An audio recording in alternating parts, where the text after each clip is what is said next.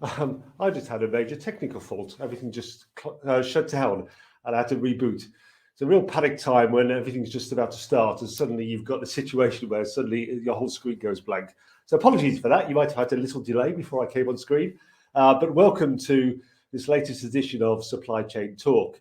My name is Duncan Brock. I've got the honour of hosting these discussions, and I hope you enjoy the session today and look forward to an interesting discussion. Every week we try and change the topic on things that are really relevant to everyone on supply chain. Last week we focused on cyber security in supply chains and the issues associated with that. And this week we're going to talk about talent and the shortage of talent that we're seeing within our supply chain. Whether it's in the procurement, in supply chain logistics, I think everyone's fighting for talent. And we want to come back and have a good discussion really about causes, but also what people could do to try and attract more people into supply chain through the talent. So that's the focus for today.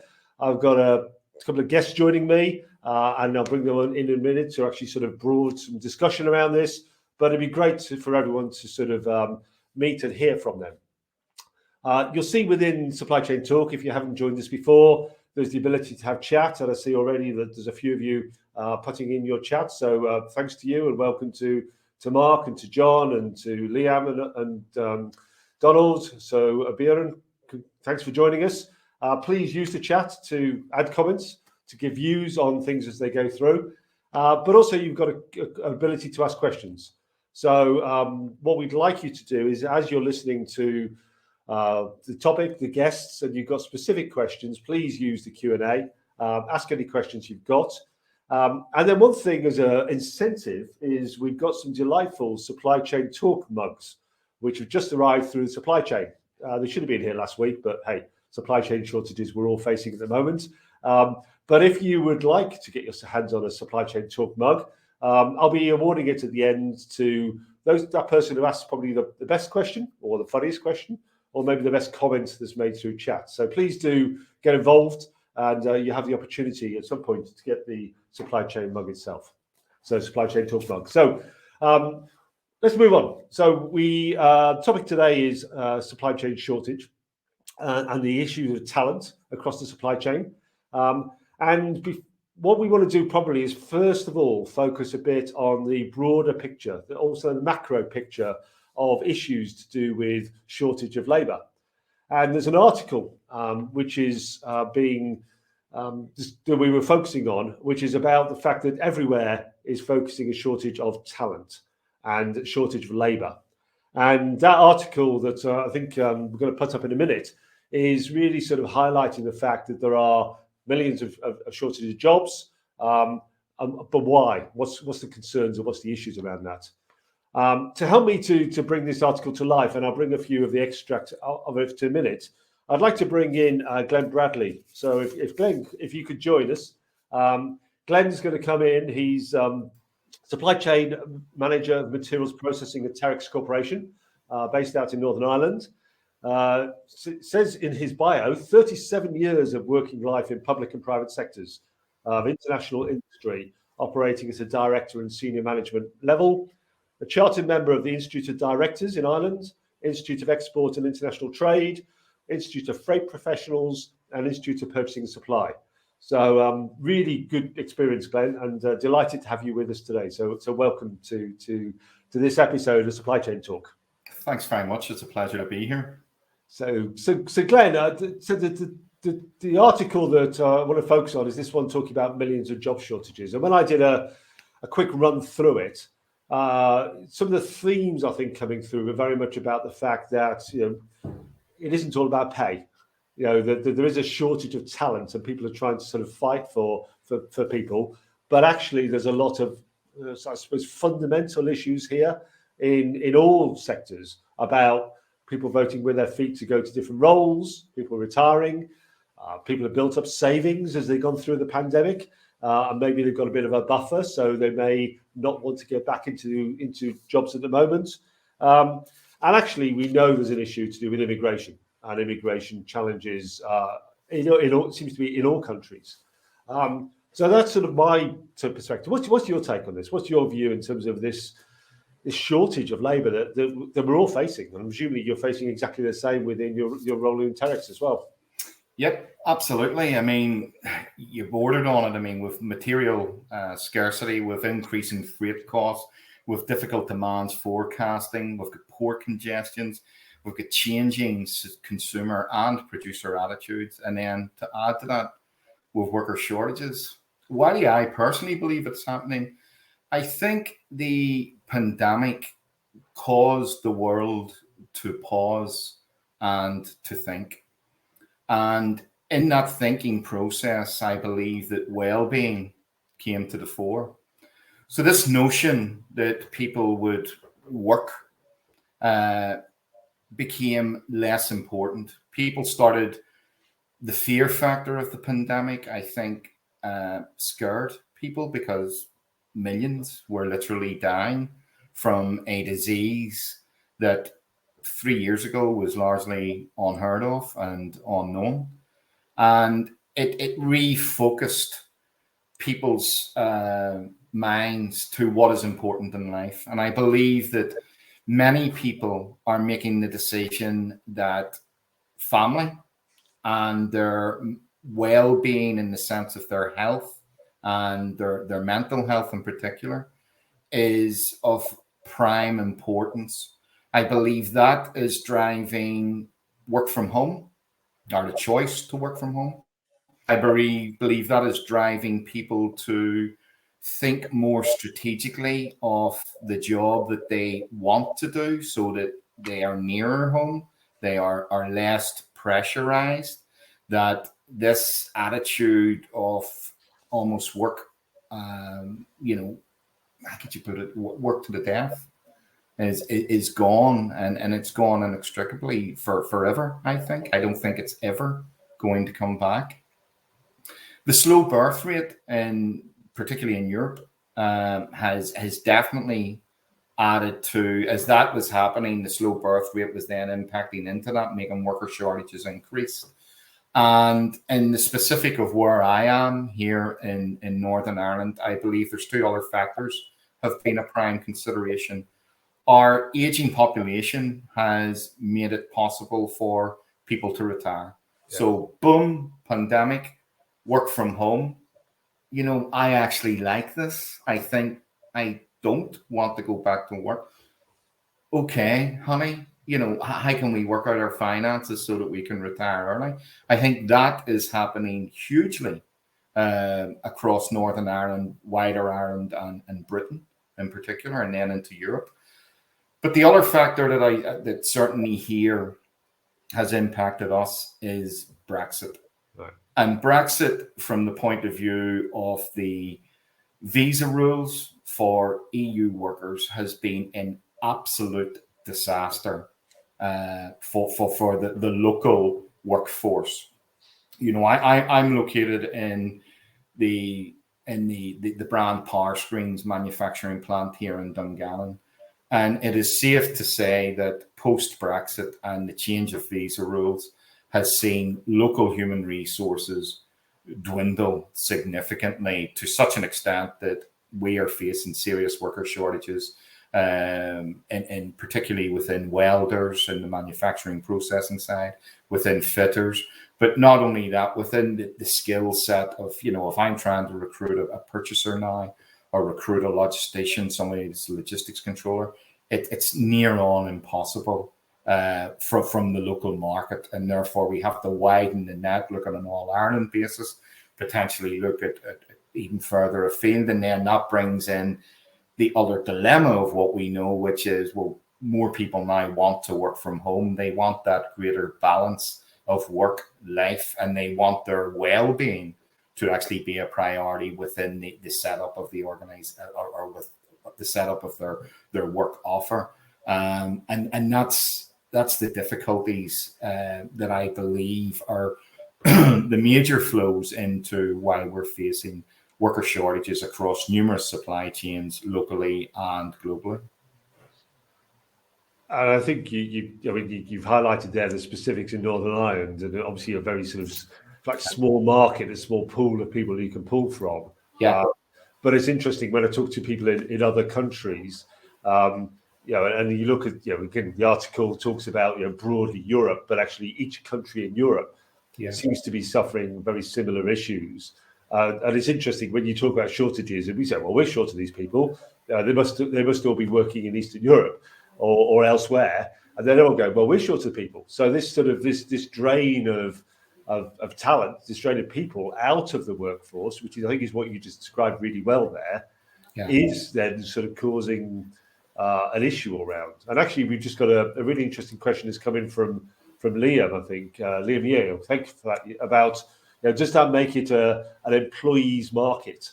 That actually more power to negotiate employment conditions and salary, because there is the shortage. We are seeing wage inflation going through everywhere. We do the PMIs every month, and through the purchasing managers indices, we're seeing employment costs starting to really sort of spike in a number of areas. I'm sure you're seeing exactly the same. Yep. I mean, it's the same. The supply chain has become a producer's market, for want of a better description. The position that we were in maybe 10 years ago was that as a major corporation and buyer, we could slightly dictate the terms of our purchases. That has completely reversed, and it's the same in the recruitment and employee phase of getting people, getting staff in. The staff, the employee, the potential employee is in a far better position now to say, well, I don't want those terms. This is what I want, and if you want me, this is what you're going to have to do to meet me and to secure me. But again, I come back to because it is Europe-wide, and I really think that the reason for that evolves out of the pandemic. I know we can go on about the slow birth rate, but I honestly believe that, and if we take sort of a person aged 45 or over, I believe there has been a serious mindset change in many people of what is important, and that this pandemic has focused people to look at family, to look at the balance of the work personal life, and say, you know what, I'm not doing that any longer. And this is driving the older worker to completely reconsider his life, and by that I mean looking at ways that are more advantageous in commuting, for example, looking at ways that are more advantageous in job pressure. Well, I used to be a supply chain manager and was responsible for a 300 million procurement budget, but you know what? At my age, I don't actually want that now, and I'll be quite happy to work in a more reduced role with lesser responsibilities, reduced salary, and that experience is then leaving supply chain, and we're losing that. But I do think that certainly here, Ireland nationally, both jurisdictions, that workforce that is leaving to simply retire is huge. I think people of a certain age are just going, you know what, my mind's zeroed in my well-being, and I don't want this anymore. Right. And they're choosing to actually leave the workforce completely. Yeah. I want to come back to that topic of the age piece, because actually there is a question from Manuel in here, who I think is sort of the chat has joined us from Santiago in Chile. So welcome to you. But before I bring to your question, Manuel, I actually probably want to bring the next guest up to join us.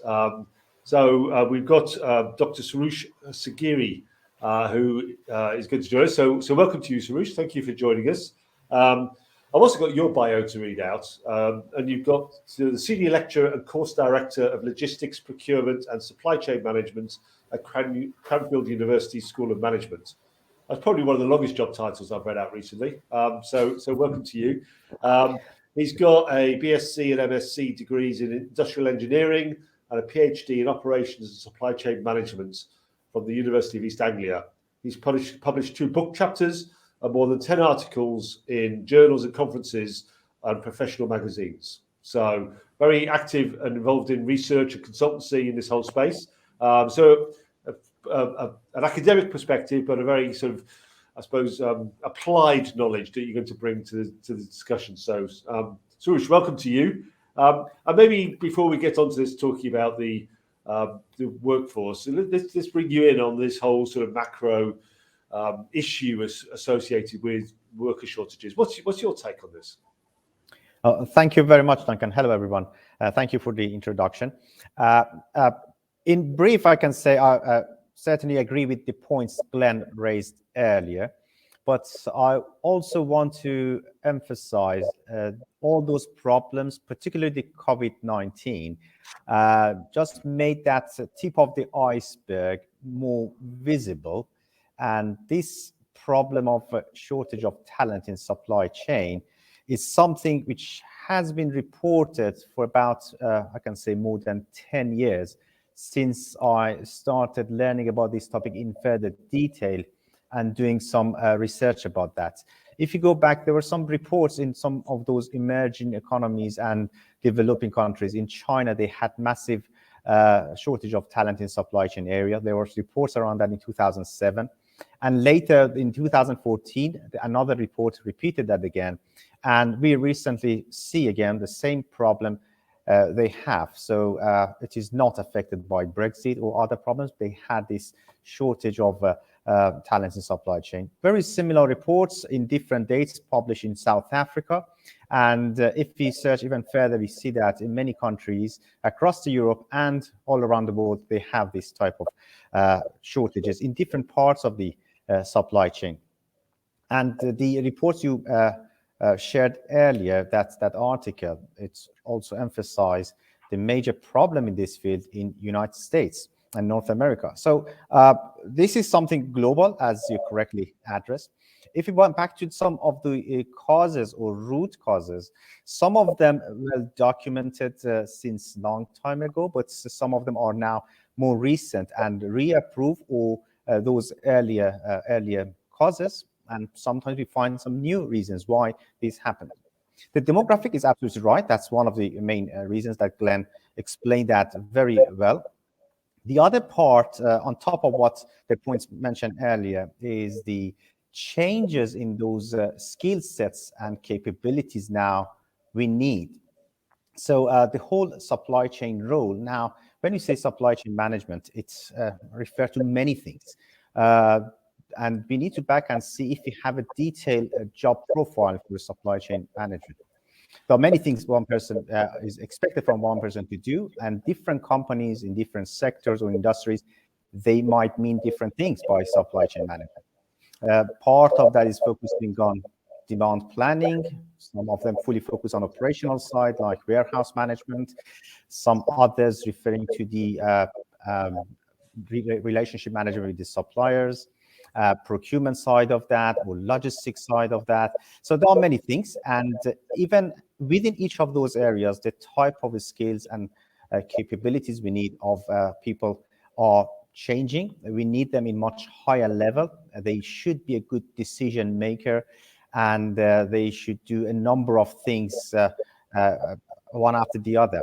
I will share, or ask Daniel, my colleague, to just share some of the links back to the research we've done before, all those different skill sets we expect from the supply management, which is now these days can be expanded to supply chain management, because that research we've done a few years back, it was focusing on procurement and supply management. But now we can see a wide range of capabilities and skills we need in all different levels. And that is what we found a number of years ago, but it's still valid, and we need many of those areas.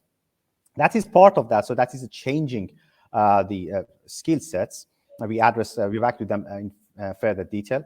Apart from that, we need to back and check. There are some concern already raised again and again by professional bodies, including SIPs, that we have this shortage of skills, and we don't have enough investment by companies in training. When the economy is going more difficult, obviously there are some priorities for many companies than spending money on training, and this had happened for last many years, I can say. And on top of that, I can say even in many countries across Europe, outside Europe, we still have some shortage of proper training programs. In my position, we learn about that in very recent years when we introduce or we connect our master programs with the apprenticeship.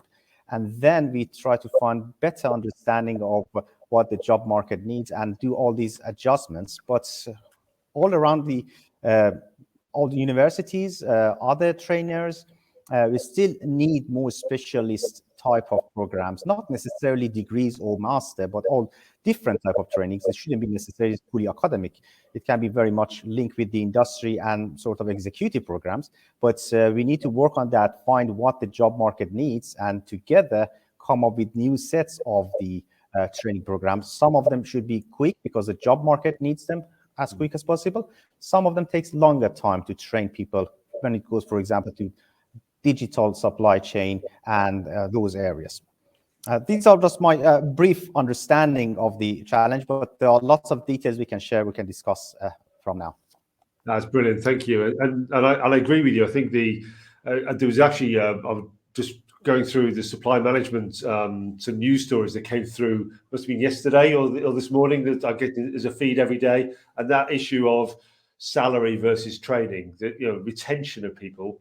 That are people going to stay for more money, or would they stay if they feel they're being developed? And I think that article that was in supply management this morning was very much doing exactly the same, saying training is one way of retaining people, which I suppose if you're facing a shortage of talent, you need to come back to.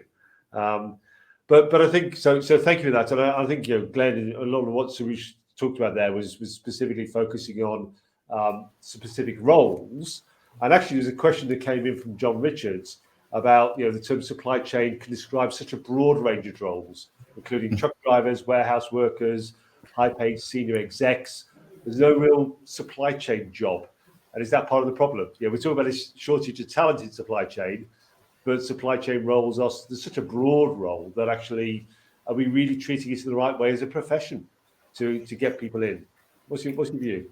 I think we are, particularly through organizations like SIPS. But I think in the broader context, we have to always remember the processes of supply chain. You know, we have to remember that it's about integration, it's about operations, it's about purchasing, it's about distribution. And the chap that raised that encompassing brings in many job titles, many job roles, from the materials handler in a goods inward section through to the operations director and production control, through to a supply chain manager or director who's running a multi-million-pound procurement budget with hundreds of thousands of moving parts for processing. But this worker shortage is across all those processes. There's absolutely no doubt about that. And if we go back to what we were discussing earlier, where what I'm certainly finding is the older workforce are abandoning work, for want of a better description. That is generally being driven by a well-being, hand and heart, change of heart, whatever way you want to look at it. And if we then look at the younger members of the workforce within supply chain, and again, I'm going from your junior buyers to your materials handler to your inventory cycle counters. You know, it is about making them feel of value. Let's think of, you know, all our lean manufacturing terms and even, you know, our Six Sigma. This is about value, but in this discussion or this context, we're talking about the value of an employee and how they feel valued. You know, no one in today's modern world is going to stay in a business that treats them poorly or undervalues them. And I know we're going to talk about it later on, or we're going to evolve out into it. But, you know, offering learning and the opportunity to empower staff through learning is an absolute. You know, so I have a young buyer in the procurement department here who came into me yesterday, and he's just finishing off SIPS level 4.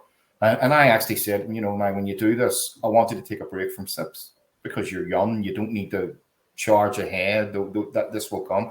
What I think you should be going is let's go look at Six Sigma. Let's get you through your certification, just get you straight up to black belt, And then I was looking at, let's get you through your PG award for operations, and then we will come back to SIPs. So given his brief, and I think that level of engagement, that level of guidance, particularly by people like ourselves who are more mature in the industry, is absolutely essential. And it's about investment in people. It's about empowering staff, and most importantly, it's about making them feel value. And as we know, value is at the core of what we do.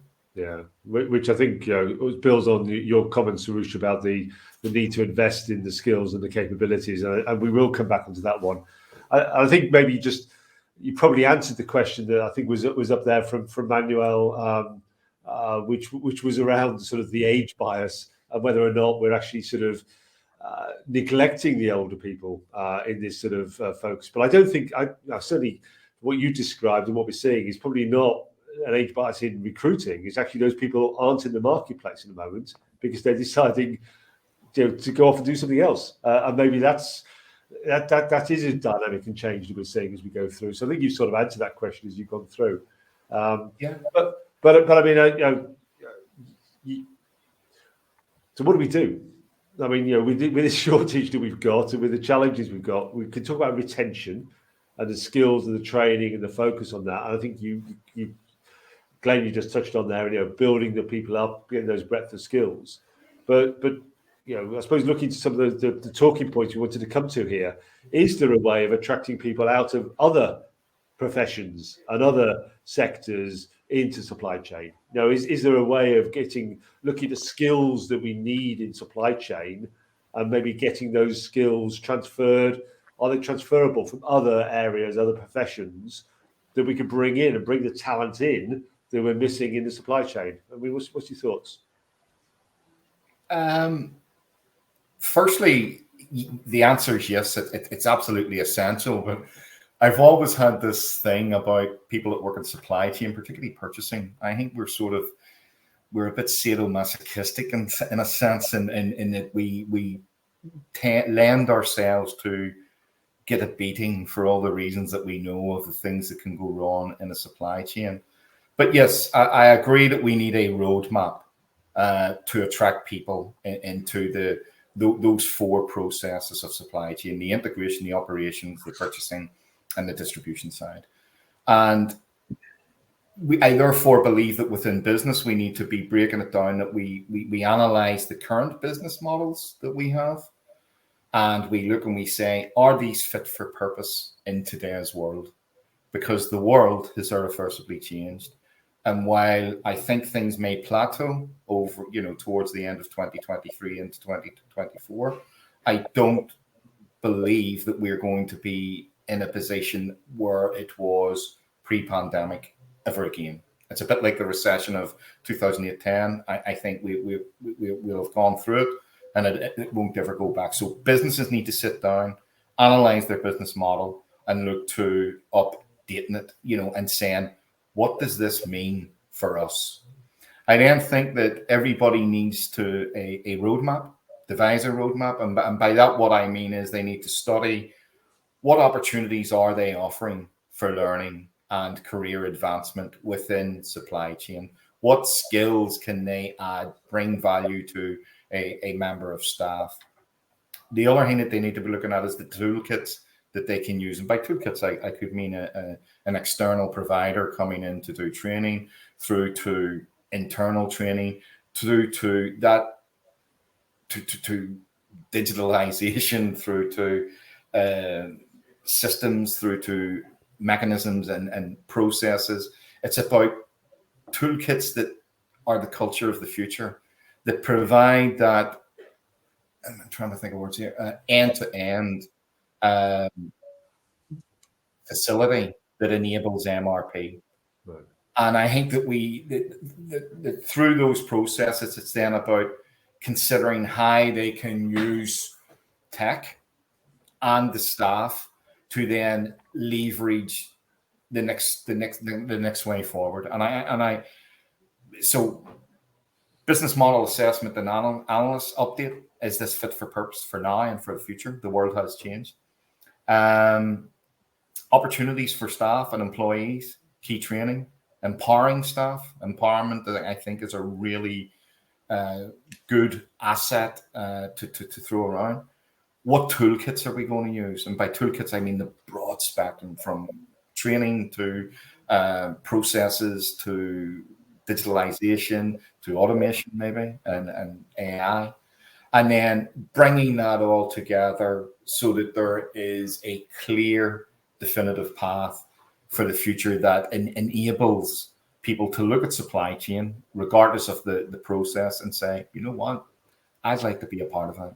Yeah, yeah. I think that's really interesting. Is it back to really good sort of flow through of the approaches you should take there? But I think anyone who lands in a good procurement or supply chain role suddenly goes, "Oh, I didn't know about this.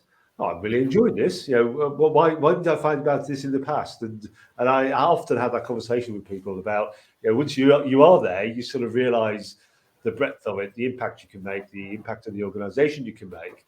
But we've got to get people to see it as something they want to come and be a part of. And I think what you're describing there is a strategy to sort of appeal to people and attract them in. I mean, Suresh, what's your view on that in terms of that sort of whole getting people to really attract them into this profession, if you like? No, absolutely. I think that's a wide range of activities or functions involved in supply chain. All these different processes, we should go through them to manage the whole supply chain.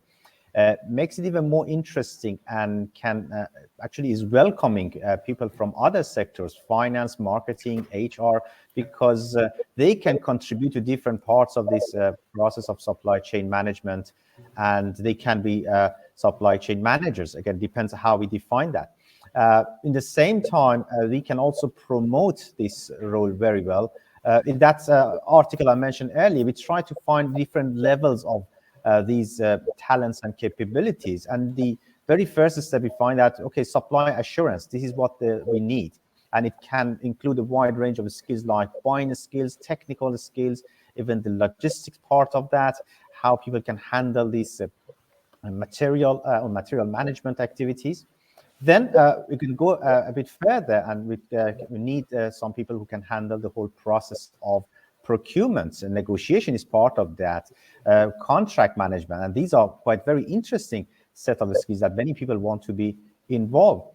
To be even in a higher level or much broader range of activities can be done when people focusing on topics like total cost of ownership. So that level of talent that if we can have, they can have a very critical and leading role in supply chain management. So somebody see that they start from one point and they can have more and more impact.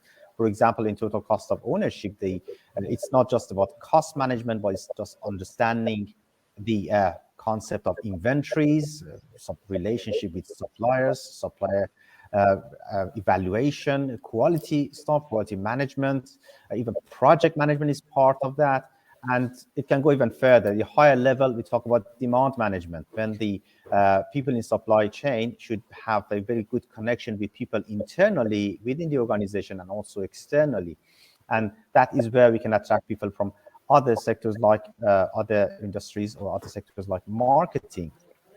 They need organizational skills, lots of knowledge about risk management, innovation is part of that, up to the even higher level when we call it strategic value management. So they prove that they are bringing or they are making some value for the whole supply chain by their leadership role, not just for one organization, but leading the whole supply chain. Part of that is quite conceptual, I understand, but in fact, they are happening. We just try to summarize that in those different lists, but somebody see that in next 5 years, next 10 years, I'm going to lead such a huge number of activities or this process, and the impact is massive on the whole nation sometimes.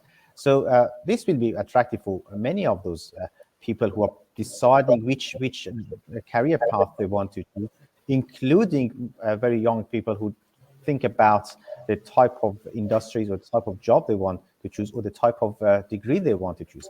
So I think if you promote that very well, it has lots of attractions because it covers many things. And from time to time, again, people can switch from one side to the other. This should not be, or this is not that type of boring role. You just keep doing the same thing because you have the opportunity to move from one side of supply chain management to the other side, even if not in the same company, but there are other companies that need different skills, still in supply chain management, but different parts of that. So I'm very positive if we can promote that, it should be very attractive. But in the same time, I know that I'm addressing those middle and higher level management roles. And in the same time, we should think about lots of those shortages in the operational side of that. We still need to think about the day-to-day activities that people are doing that, and they are not necessarily decision makers. They don't need university degree. We need some people to do that, and that needs another skill sets that we need to train them. And in the same time, as I saw that in some comments in the chat box, we need to have enough financial attraction for them and a good, safe workplace. And back to the points that Glenn mentioned, somewhere quite interesting for them to join. So we see that as a whole, a wide range of activities, operational side, middle level and high level management role. Yeah, and I think you're right. Quite a bit of stuff going in the chat about that. But Trudy has also posted a focus in the budget speech about sort of the investment in skills. And I'm not even going to start on the whole budget thing, so I haven't had a chance to listen to it properly. But clearly, the government is recognising the need to invest in skills, and invest properly in the skills and talent of people. And I think maybe we've got a job to do collectively to sort of make sure that on those list of shortages of skills, supply chain capability, the way you just described it there, Sarouche, is part of that skill set that's essential. In the news, everyone's talking about supply chain shortages and the challenges in supply chains, and solving those problems is actually having the right talented people in the roles to be able to focus upon some of those strategies that we need in the long term in place. I think also Ashley Cook, welcome Ashley. He's also talked about the focus on sustainability and the ESG agendas. That is another facet that I'm seeing more supply chain leaders start to focus on.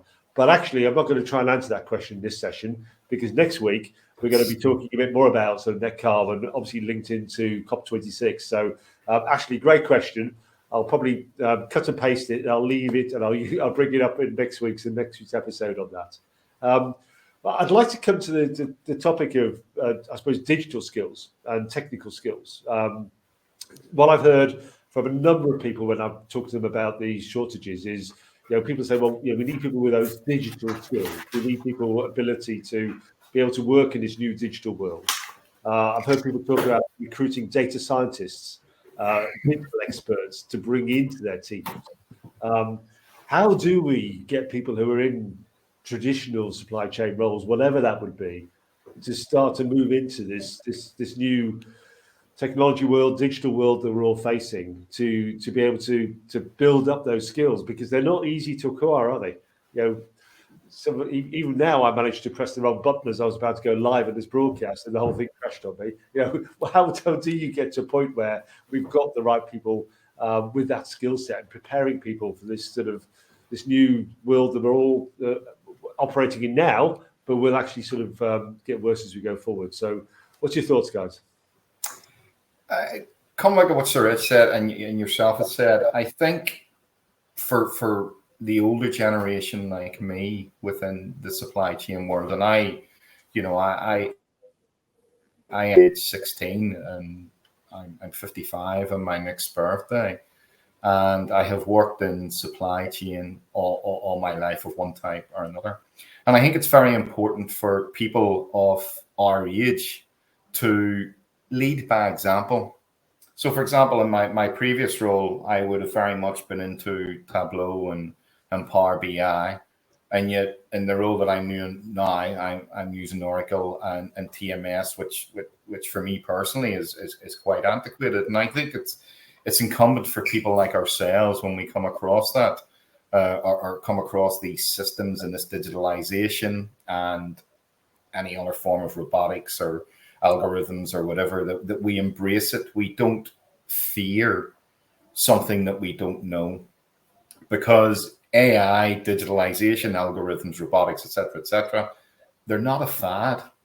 You know, this isn't sort of a come and go thing that's going to, you know, this is here to stay. It's the way of the future.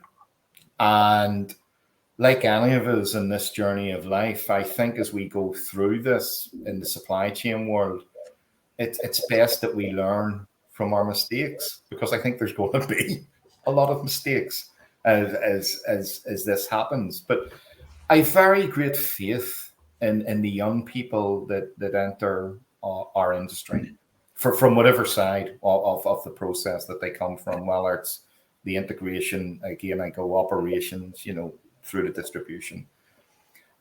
You know, young people now are tech savvy. You know, when it comes to people, old guys like me, I've got to go out, get a book, study a book. I've got to learn it. I've got to have someone explain it, demonstrate it, let me impersonate it, let me practice it, you know, explain, reveal, teach it. And that's how I learn, because that's the old school. But, you know, if I look at my 8-year-old granddaughter, you know, she can run rings around me on a tablet or a laptop.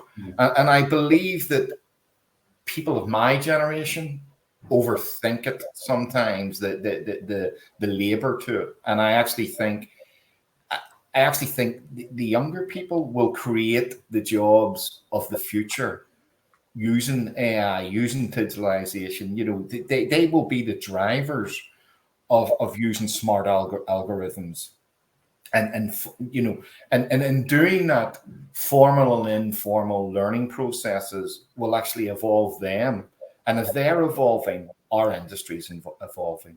It has to evolve. You know, we know this. Again, I come back because I've always worked in lean manufacturing industries and supply chains. But you know, if we think about this continuous improvement, if we think about self-improvement, all those key words that we know when we use every day, root cause analysis and so on and so forth, our youth, our supply chain youth, will drive supply chains of the future. And I'm comfortable that it will evolve naturally. I think people my age overthink it maybe sometimes, but I think it will evolve naturally. And I get that there's some industries, some companies, some businesses don't want to embrace it, but I think that comes from a position of fear and lack of understanding. And if they do stop and mark time as their competitors evolve in that era and using digitalization, robotics, and so on and so forth, they will eventually wake up and come join the evolution that has happened. So I think my key statement to this part of the conversation would be: AI isn't a fad. It's here to stay, and algorithms are designed to make our life easy. Robotics are designed to make our life easier. They're not a competitor. They're not here to do human labor out of. And I think our young people in our industry will create their future jobs using these tools, these excellent tools, and that we actually have nothing to fear. That's it. Yeah, and you know, as you say, it's there's two parts of the question, really, isn't it? So one is, you know, knowing that that's part of the future, and then getting people comfortable with it, as you say, which is all the way through. There's a separate topic we covered in a previous episode about investment in the technology, to actually get that business case for how do you start to bring some of this technology in, which will then all of us will have to adapt to, but actually making the most of what's there. And I think that, again, is a whole separate topic. But I mean, Sarush, but what's your view on this in terms of? Yeah, I fully agree that yes. Skills up. Sorry. No, cool. Carry on. No. As Glenn mentioned, new generations will join the job market very soon, and they bring with themselves the AI capabilities, blockchain, all these digital type of skills. The job market needs, yes, they will be here soon and they will create lots of new ideas, no question about that. But the transition also should happen from these new joiners to those supply chain management roles, and they need some support from the existing middle and top managers, because the existing people who are leading suppliers, supply chain management in general, they have a good understanding, good knowledge of the whole industry. And they also need to be trained to have a better or more in-depth understanding of data analytics and all these new waves of digitalization. These are some of those areas, to my experience. Not everyone is very much comfortable with that. Those training courses I've been involved and I've been leading for the last 10 years, at least in Cranfield University, was mainly dealing with the executive students. And some of those subjects very tricky for us was those analytical techniques, for example, for supply chain, or anything around quantitative methods, statistics, numbers. And I've received lots of concern from, not all the students, but a good majority of them say they were not that much comfortable to go ahead with that. And they face some challenges. And we also learned for the last 10 years that how we can adjust our delivery style and our learning material to make it easier for them to understand, more joyful journey. For example, now we are using the technology, not just because technology is good, but we are making this learning easier for them. We try to divide those tough topics around analytical skills to small pieces. Usually in normal course, we deliver one topic in 1 week in block teaching, but for analytical techniques, it's not like that. We divide them into small pieces and we deliver them over several months. And each week they have a chance to go home and have lots of learning back to us and some more practice. So I want to say we try to go ahead with that for people age on average 35 plus in our courses for executive MSc. And the result was quite very good.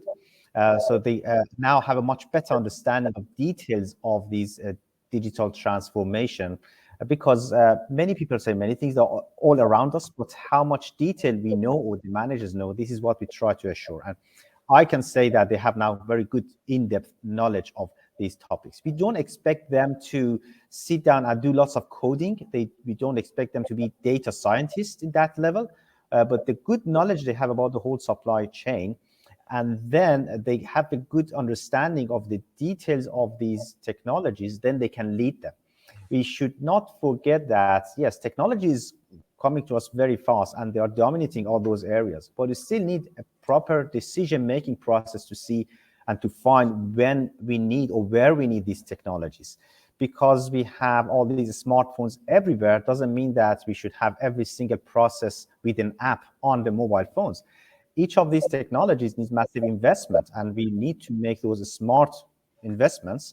So that's where exactly we need those well-experienced supply chain managers to help the whole supply chain process to make the right decision in terms of direction of these digital transformations. So that should be a good combination of more technical people in these digital area and more leaders or leadership role.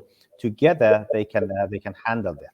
The value of this will be more important if you understand all these risks and complexities in supply chain. So we cannot handle them manually. We really need that intelligence system to manage the supply chain risks and complexities. And this is where exactly we can use these new technologies. That's great, thank you. And I think that probably just links into where Glenn started from. I think you said you got a young buyer coming in and he was doing his SIPS level 4, but then you wanted him to go off and broaden his skill set by doing some other studies before he came back to do his SIP. So I think what you just described there, Suresh, is a very similar approach. Yeah. Learn something, but the breadth of the roles that we need people to do now is so wide that you've got to sort of build up the skill sets across all areas in a steady way.